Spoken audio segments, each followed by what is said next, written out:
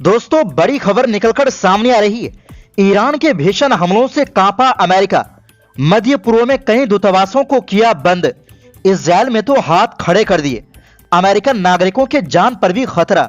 इसी बीच इस्राएल पर ईरान का जबरदस्त अटैक, क्लस्टर बम से मचाई तबाही। दिखाएंगे तबाही की ताजा तस्वीरें और साथ में आपको बताएंगे ईरान की मिसाइलों के कारण अमेरिकी एयरक्राफ्ट कैरियर अब्राहम लिंकन को भागने पर होना पड़ा मजबूर। 2 दिनों में अमेरिकी सेना के 650 जवान का खेल खत्म। ईरानी IRGC का बड़ा दावा।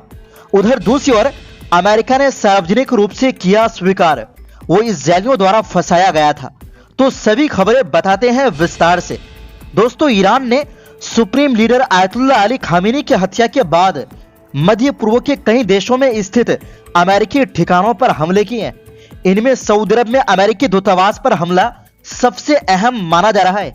इसके अलावा ईरान ने बहरीन में अमेरिकी नौसेना के 5वें बेड़े के मुख्यालय, कतर में अल उदीद एयरबेस, सऊदी अरब में अरामको रिफाइनरी पर हमला किया है।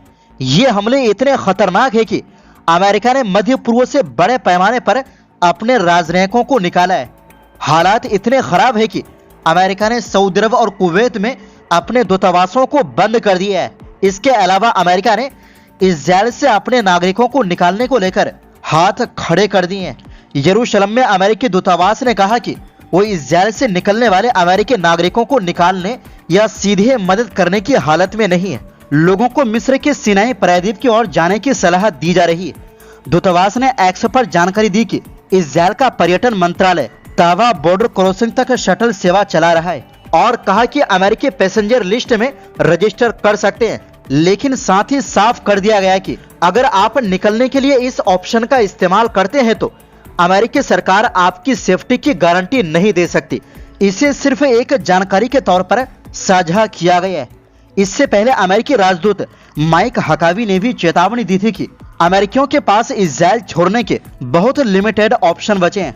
सऊदी अरब में अमेरिकी दूतावास ने मंगलवार को माना कि उस पर ईरानी ड्रोन हमला हुआ है और लोगों से दूतावास से दूर रहने को कहा है। जिनकी वीजा अपॉइंटमेंट थी उन्हें भी फिलहाल न आने की हिदायत दी गई है। सऊदी रक्षा मंत्रालय के मुताबिक दूतावास पर 2 ड्रोन से हमला किया गया। इस बीच अमेरिकी विदेश मंत्रालय ने संयुक्त अरब अमीरात समेत 6 देशों से अपने गैर जरूरी कर्मचारियों और उनके परिवारों को निकालने का आदेश दे दिया है। Bahrain, Iraq, Jordan, Kuwait, Qatar और संयुक्त अरब अमीरात में रह रहे अमेरिकियों से भी देश छोड़ने की अपील की गई है। कुल मिलाकर हालात ऐसे बन गए हैं कि मिडिल ईस्ट में अमेरिका के लिए भगदड़ जैसा माहौल है। ईरान बेखौफ होकर हमले कर रहा है, पूरी तरह आक्रामक और बेकाबू नजर आ रहा है।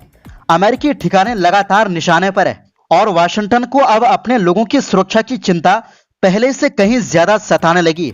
मानो ट्रंप ने ईरान से पंगा लेकर बुरी तरह फंस गया है। वहीं दूसरी ओर दोस्तों, 3 मार्च 2026 को ईरान ने सेंट्रल इजराइल पर मिसाइल हमला किया, जिसमें 12 लोग घायल हो गए और तेल अवीव के पास बनी बराक इलाके में कई इमारतों को भारी नुकसान पहुंचा।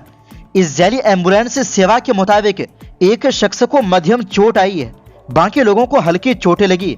अखबार हारित्ज के अनुसार जिस मिसाइल से हमला हुआ वो क्लस्टर मिसाइल हो सकती है, यानी ऐसी मिसाइल जो हवा में फटकर कई छोटे बमों में बट जाती है। मतलब इसे एयर डिफेंस सिस्टम किसी भी हाल में रोक नहीं पाते। रोकने के बाद भी ये तबाही मचाते हैं। हमले के बाद कई गाड़ियां जल गई, इमारतों की दीवारें और छतें टूट गई और इलाके में अफरा तफरी मच गई। बचाव टीमें मलबे में घायलों की तलाश करती रही और लोगों में दहशत का माहौल है।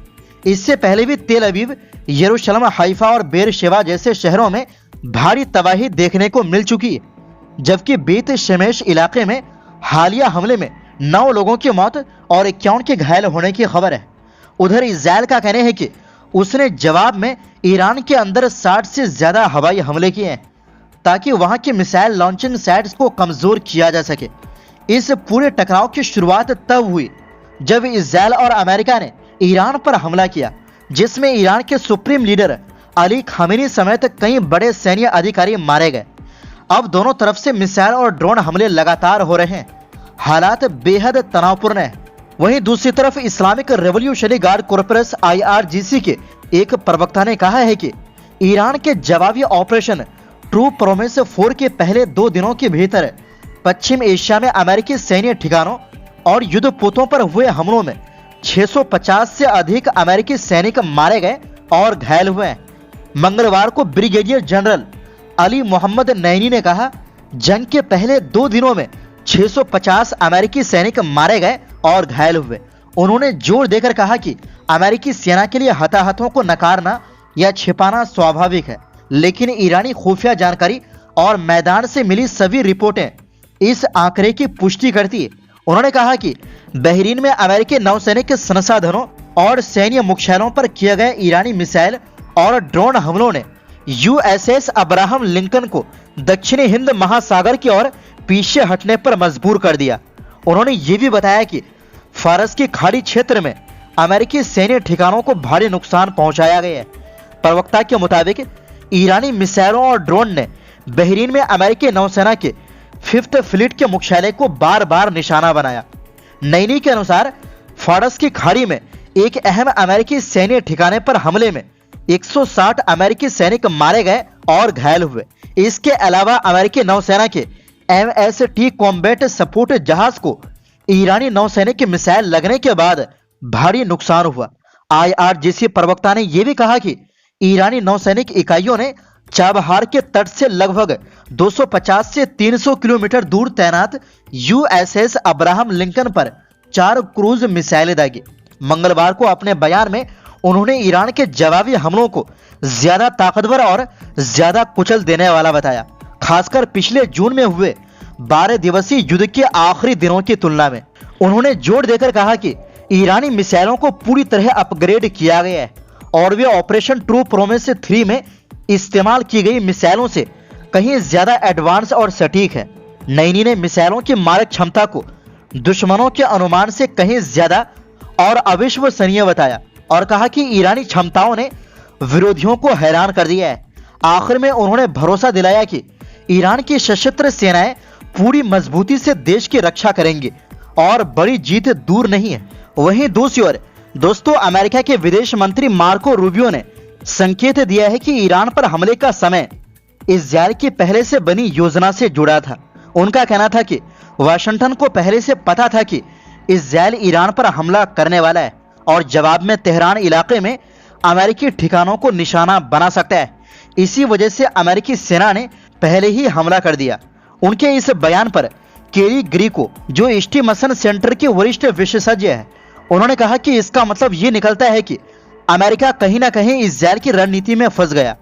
उन्होंने साफ कहा कि अगर बात ऐसी है तो यह अमेरिका के लिए गंभीर सोच विचार का विषय है। ग्रीको ने यह भी याद दिलाया कि इस्राएल के मामले में अमेरिका के पास बड़ा दबाव है, क्योंकि हर साल वो उसे अरबों डॉलर की सैन्य मदद देता है।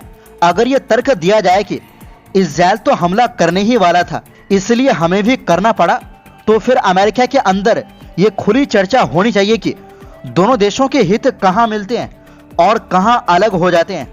उन्होंने अल जजीरा से बातचीत में कहा कि अब जरूरी है कि अमेरिका साफ करे कि उसकी प्राथमिकताएं क्या है और वो इस्राएल के साथ किस हद तक कदम मिलाकर चलना चाहता है।